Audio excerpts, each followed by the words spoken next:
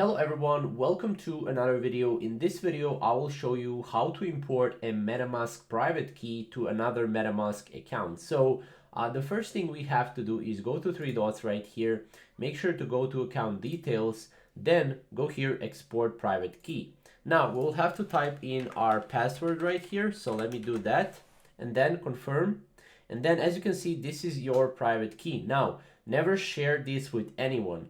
I will also blur this on the screen just so you probably cannot know and copy this link. But yeah, you just need to copy this private key right here. So make sure to copy it.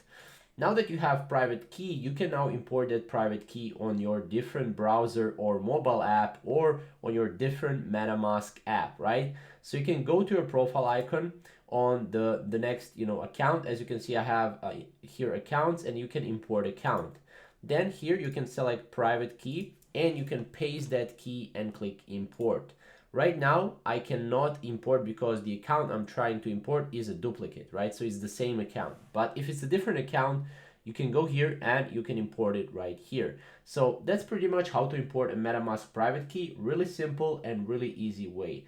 Thank you guys for watching, and we'll see you in the next MetaMask tutorial.